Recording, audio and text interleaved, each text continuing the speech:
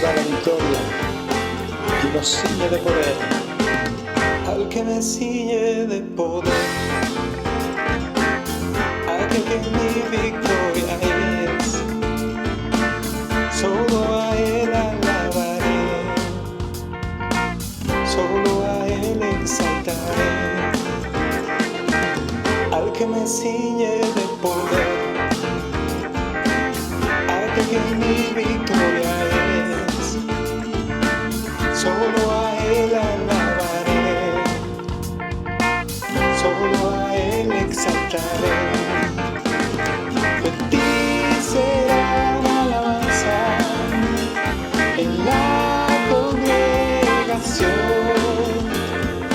Cantaré y alabaré tu nombre, Señor. De ti será en la congregación, cantaré y alabaré tu nombre, Señor, al que me ciñe de poder, aquel que mi victoria es, solo a él alabaré, solo a él exaltaré, al que me ciñe de poder, aquel que mi victoria es, solo a él alabaré, solo a él exaltaré. De ti será la alabanza en la congregación. Cantaré y alabaré tu nombre, Señor. De ti será mi alabanza en la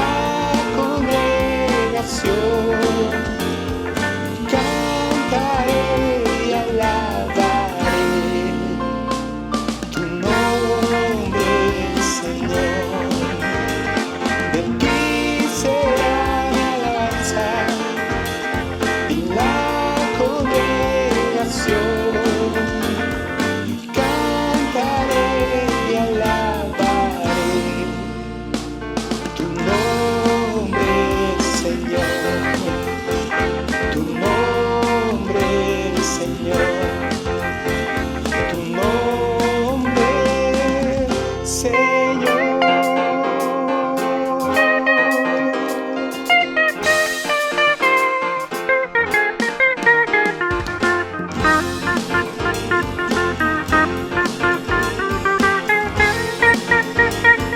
Solo a ti, Señor. Quedamos.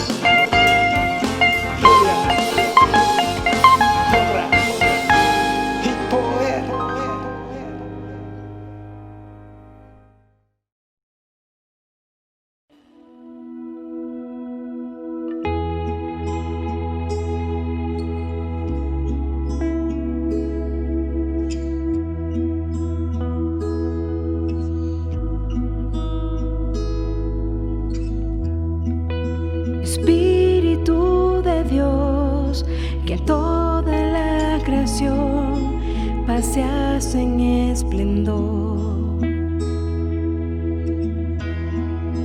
Espíritu de Dios, que a este corazón anhelas con fervor.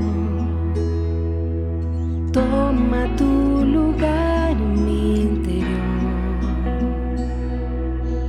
Haz a Jesucristo mi pasión. Hijo de Dios, eterna luz, tu gloria es interminable. El gran yo soy, el Rey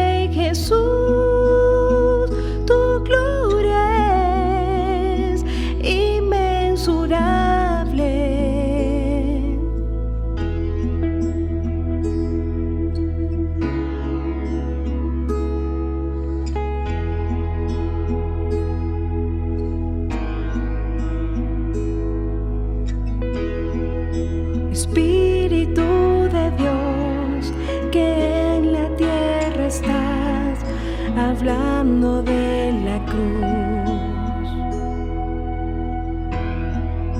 Espíritu de Dios, que en este lugar nos muestras a Jesús. Toma tu lugar en mi interior. Haz a Jesucristo mi pasión, Hijo de Dios, eterna luz, tu gloria es interminable, el gran yo soy, el Rey Jesús, tu gloria es inmensurable.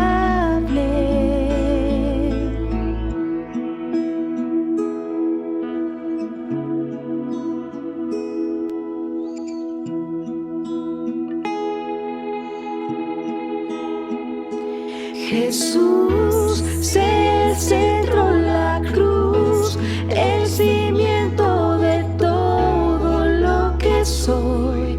Ten mi corazón, Jesús, sé el centro, la cruz, el cimiento de todo lo que soy.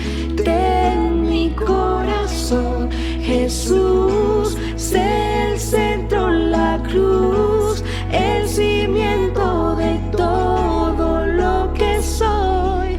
Ten mi corazón, Jesús, sé el centro, la cruz, el cimiento de todo lo que soy. Ten mi corazón.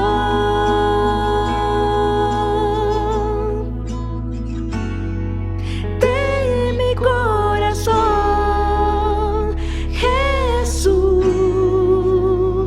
Hijo de Dios, eterna luz, tu gloria es interminable, el gran yo soy, el Rey Jesús, tu gloria es inmensurable, Hijo de Dios, eterna luz, tu gloria es interminable, el gran yo soy, el Rey Jesús, tu gloria es inmensurable.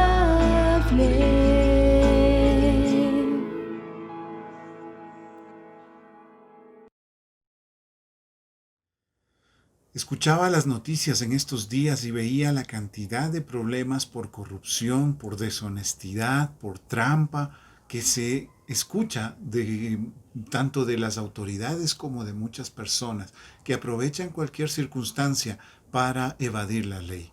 No solamente estamos hablando de los millones de dólares que muchos se roban, sino de cosas tan sencillas como buscar la manera de manera sutil, hacer cosas que sabemos que están mal, que van contra la ley, pero que muchos piensan mientras no se den cuenta, mientras no se enteren, pues no habría problema.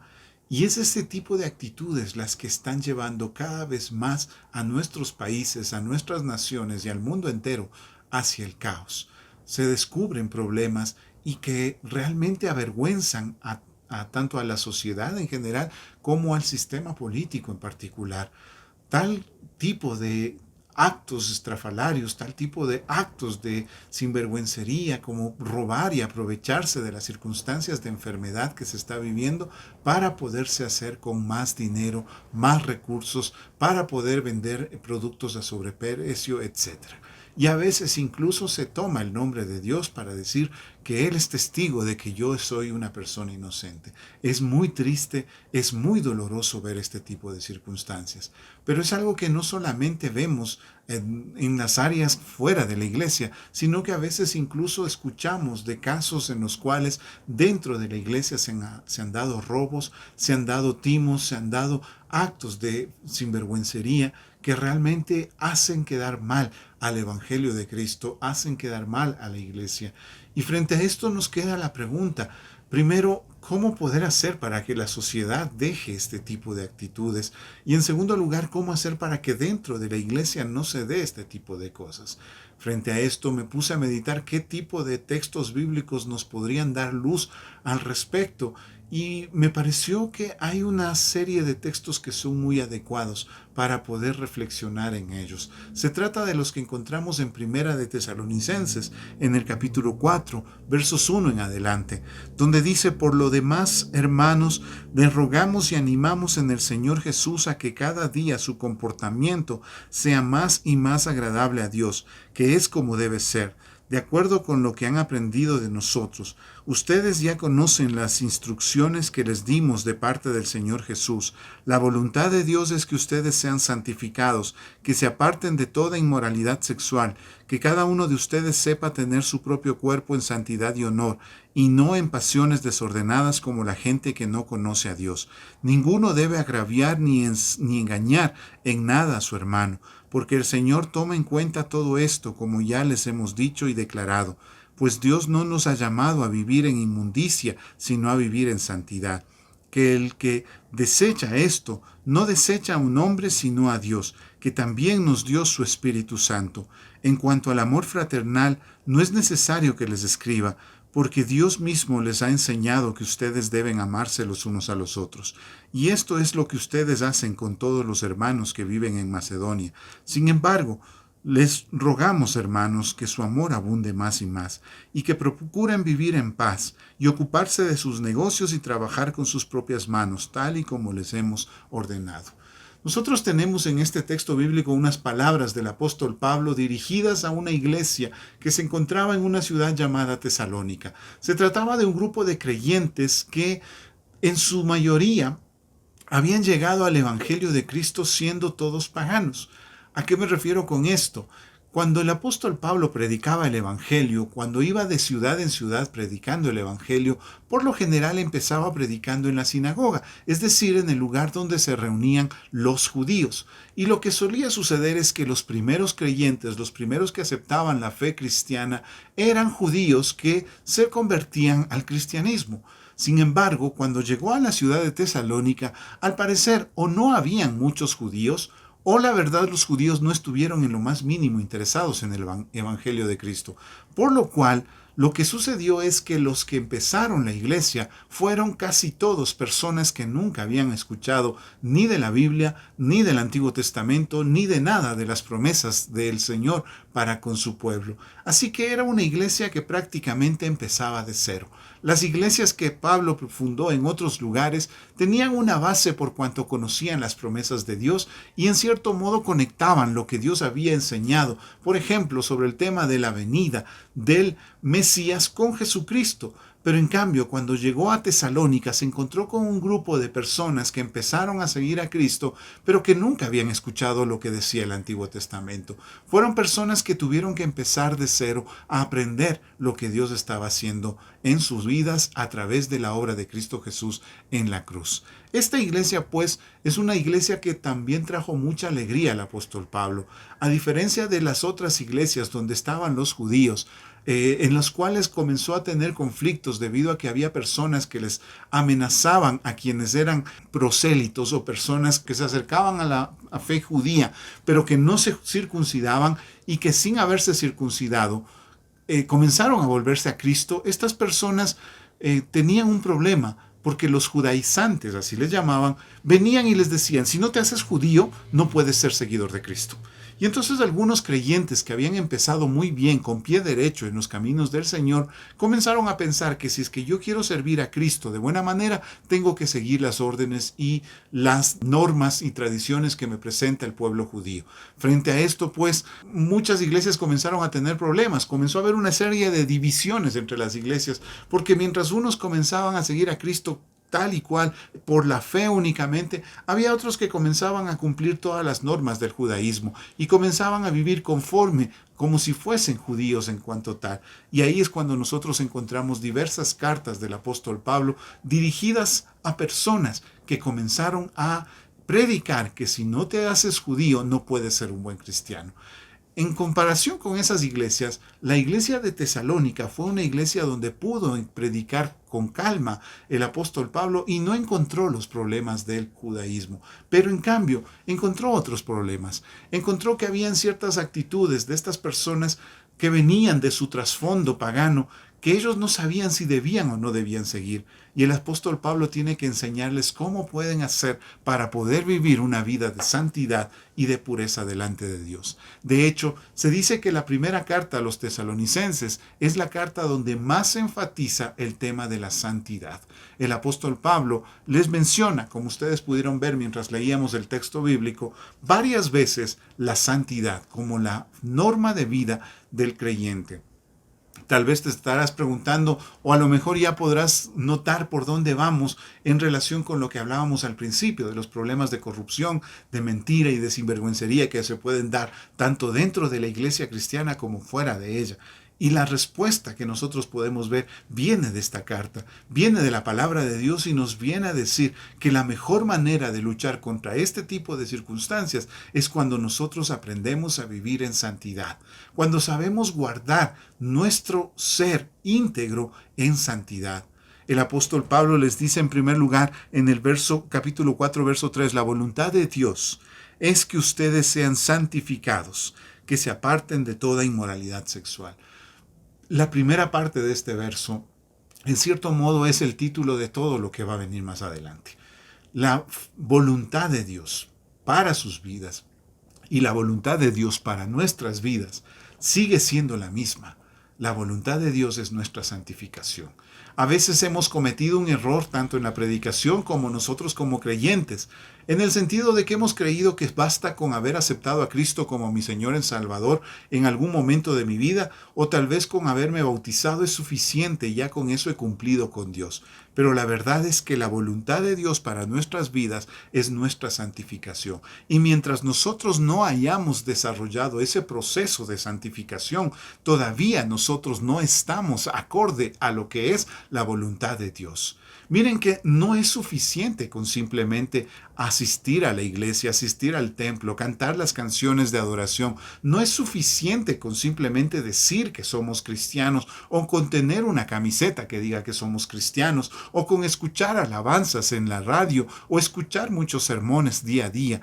Lo más importante en estos momentos, a partir de nuestra transformación, de nuestra nueva vida, de nuestra regeneración, lo más importante es la santidad. Es empezar a vivir una vida de santidad. Esa vida de santidad no es algo que empieza en la vida cristiana cuando me regeneré y ahí se quedó, sino que es un proceso que cada día yo tengo que mejorar. Yo tengo que plantearme la pregunta, en función de lo que Dios pide y demanda de nosotros, ¿qué tanto he avanzado en mi vida de santidad? ¿Cuáles son las cosas que antes yo hacía, que sabía que estaban mal, pero las hacía y ahora ya no las hago? ¿Qué cosas antes me parecían feas, como leer la Biblia, estudiar la palabra, orar, buscar de Dios, y ahora yo las deseo con mucho afán? ¿Cómo ha cambiado mi vida? Si no se está dando ese proceso de santificación, en realidad yo tendría que volver la vista atrás y preguntarme si realmente me convertí al Señor. Si realmente hubo un proceso de transformación en mi vida, como yo lo declaré algún momento tal vez, mientras estaba haciendo mi oración de fe. Porque cuando no hay un proceso de santificación, no estamos todavía en el camino del Señor. El que conoce al Señor y busca del Señor, el segundo paso inmediato, casi instantáneo, casi natural, es buscar la santidad en nuestra vida. Y en el primer paso que menciona el texto bíblico es la santidad en el ámbito sexual. Yo tengo que buscar que mi vida sea libre de inmoralidad sexual. Y nosotros sabemos que nuestra sociedad está llena de todo tipo de tentaciones sexuales.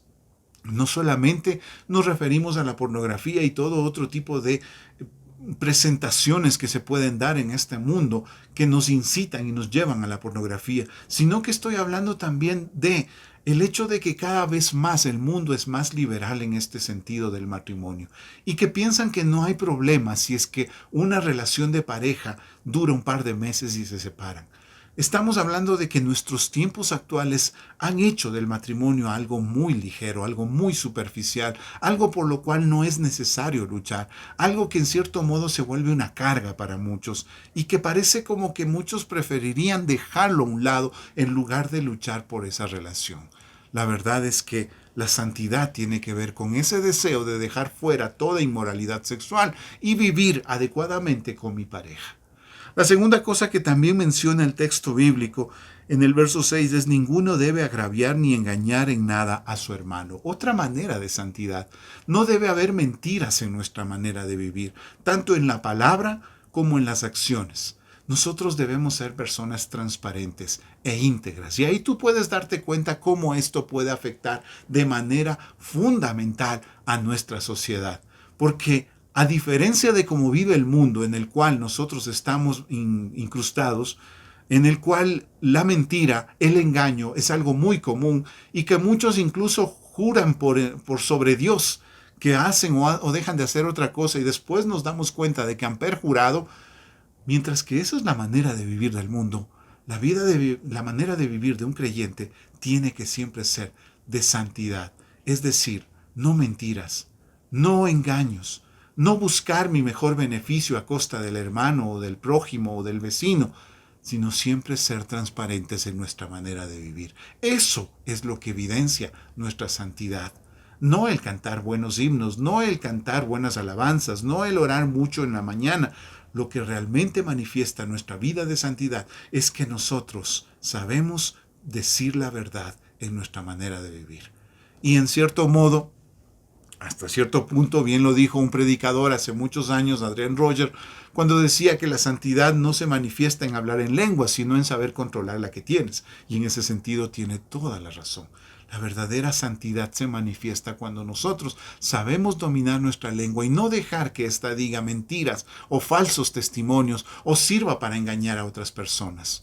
No está bien cuando nosotros usamos nuestra lengua para el chisme, para los rumores, para las quejas, para las murmuraciones. Todas esas son muestras de nuestra carnalidad. Mientras que la mejor evidencia de la santidad en nuestra vida es cuando nosotros usamos nuestra lengua para bendecir, para edificar, para consolar, para corregir, para incluso redarguir a los que están cerca de nosotros. Y recordemos, redarguir significa evidenciar o demostrar a una persona por qué algo está mal, por qué algo es un pecado. Eso significa redarguir. Sigo avanzando y el texto también dice que debemos amarnos los unos a los otros. Tal vez tú pensarás, bueno, en eso sí yo sí cumplo porque yo sí amo a mis hermanos. Pero tal vez si tú te pones a pensar y yo te preguntara, ¿cuál es la persona que no te cae bien? ¿Qué persona es la que tal vez te ha hecho daño? Y es muy probable que aparezca un nombre o un rostro en tu mente. Y la verdad es que a esa persona es a quien tienes que amar. Porque el texto bíblico nos habla de amar a nuestros enemigos. Sea que nosotros nos hayamos vuelto enemigos o sea que ellos se hayan vuelto enemigos nuestros. Debemos amar a nuestro prójimo. Debemos amar al que está más cercano, dice el texto. Y el que está más cercano no necesariamente será el que más aprecio tengo. No será alguien de la familia necesariamente. Puede ser un vecino que realmente es molestoso. ¿Pero por qué es mi prójimo? Porque está próximo a mí. La palabra prójimo se relaciona con la palabra próximo. Es la persona más cercana a mí. Y puede ser un compañero de trabajo. ¿Por qué? Porque se sienta al lado. Puede ser la persona que está sentada al lado en el bus. ¿Por qué? Porque se sentó al lado mío.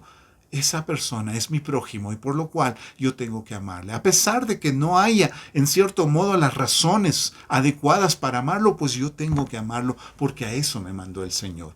Y si de todas maneras tú dices, no, yo no tengo problemas porque yo no tengo enemigos, yo no tengo gente que me odie, ni tengo gente que odie. Bien, gloria a Dios por ello. Pero el texto termina diciendo al final del verso 10 que su amor abunde aún más y más.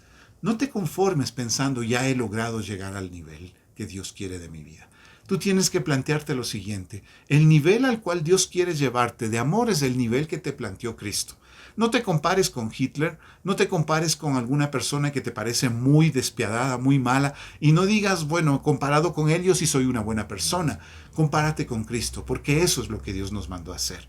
Si tú has llegado a amar como Cristo amó, entonces has llegado a tu límite, has llegado al propósito que Dios tenía para tu vida. Pero si no somos capaces de amar como Cristo amó, entonces todavía nos falta.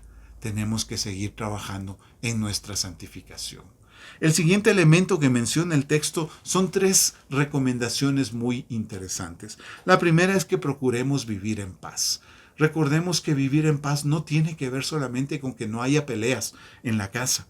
Porque puede ser que no haya peleas, pero sin embargo por dentro estamos que nos comemos. Por dentro estamos que ya le golpeamos a la persona. Por dentro estamos que hervimos de rabia por tal o cual persona. Pero lo que nosotros debemos hacer, según lo que nos dice la palabra de Dios, es buscar vivir en paz. Acercarnos, pedir perdón y pedir también que nos perdonen. Eso es lo que nosotros debemos hacer. Debemos aprender a vivir en paz. Y si es posible, también ser mediadores, ser pacificadores, porque de esa manera nosotros evidenciamos que somos hijos de Dios. La segunda cosa que les recomienda el apóstol Pablo en esta carta es ocúpense de sus negocios. En otras palabras, ocúpense de sus asuntos. No estén buscando en otros lados. No estén buscando la manera de encontrar el negocio fácil. Busquen esforzarse. Porque cuando Dios nos dio ese negocio, nos dio esas tareas que estamos realizando, Dios nos dio algo por medio de lo cual podemos ser de bendición. En el tiempo de la Reforma Protestante, siglo XVI, Martín Lutero, uno de los fundadores del protestantismo, dijo algo muy interesante. Cuando nosotros queremos buscar nuestro llamado, qué es lo que Dios me llamó a hacer, a veces nosotros nos enfocamos solamente en los dones espirituales que se mencionan en 1 Corintios 12 o 14 o en Romanos 8, etc. Nosotros estamos siempre enfocados en esos textos y preguntamos, ¿cuál será el don espiritual con el cual yo puedo honrar a Dios? Y lo que decía Martín Lutero al respecto era que la carrera que tú tienes, la profesión que tú tienes, es el llamado que Dios hizo para que tú seas de bendición. Es la vocación. La palabra vocación viene del latín vocatio, que significa llamado. Así que la vocación no solamente es aquello que te hacen desarrollar por medio de un test de habilidades para poder saber si eres mejor en medicina o tal vez en electrónica o tal vez en computación o tal vez en administración, etc. No, no, no. La vocación tiene que ver con el llamado que Dios te hace para poderlo servir en la medicina. La vocación tiene que ver con el llamado que Dios te hace para que seas de edificación en la administración. Así que ocúpate de tus negocios. Significa, sé de bendición con ese llamado que Dios te dio. En cualquier área secular donde tú estés sirviendo, tú puedes ser de bendición. Pero tienes que ocuparte en hacer las cosas como a Dios le agradan. Y finalmente, el texto termina diciendo, y trabajen con sus propias manos. No anden esperando el boleto ganador de la lotería. No anden esperando aquel trabajo fácil que les ayudará a salir de la pobreza de la noche a la mañana. El trabajo que tienen, háganlo bien y ustedes verán cómo eso edifica y trae bendición. Y eso también, mi hermano, es parte de la santificación. Hacer un buen trabajo es parte de una obra de una persona santificada. ¿Qué persona santa hace un mal trabajo? Pregúntate eso. Y si tú estás siendo llamado a ser santificado, parte de tu proceso de santificación tiene que ver con que hagas un buen trabajo. Te vean o no te vean, se den cuenta o no se den cuenta. Tú tienes que presentar un buen trabajo delante de Dios, hacer lo mejor como para Dios. Eso no solamente tiene que ver con el hecho de que ganaremos mucho más dinero, y créeme que así será, porque las personas se dan cuenta cuando alguien hace un buen trabajo y cuando alguien hace un mal trabajo, cuando alguien vende algo a sobreprecio y cuando alguien vende lo que es justo. Los que venden a sobreprecio tal vez se hagan ricos en un momento dado, pero tarde o temprano las cosas se saben y terminan siendo perseguidos por la justicia. Pero aquel que hace un buen trabajo y vende por el precio justo, ¿sabes qué es? Vivirá en paz, vivirá correctamente y tendrá también la bendición de Dios. Así que haz un buen trabajo en la tarea que Dios te ha dado para hacer, para que Dios te bendiga. Tal vez el jefe no se da cuenta, tal vez el jefe no te paga como tú quisieras, pero créeme, Dios lo hará, porque Dios bendice a los que hacen las cosas con diligencia. Dios no bendice a perezosos. Dios bendice al que hace las cosas con excelencia. Así que todas estas cosas que hemos visto y hemos mencionado nos llevan a una conclusión. ¿Quieres una nación justa? ¿Quieres una nación donde la ley se respete? ¿Quieres una nación donde no haya corrupción en los estrados, que no haya corrupción en los lugares de la política? Empieza por dar el ejemplo. Empieza por dar el ejemplo en tu casa, a tus hijos, a tu familia. Empieza por vivir en santidad, en el ámbito sexual, en el ámbito del trabajo, en el ámbito de las relaciones interpersonales. Empieza por ser una persona que habla con integridad. Y tú vas a ver cómo Dios hace las cosas para bendecir y para edificar tu vida y tu familia. Que Dios te bendiga.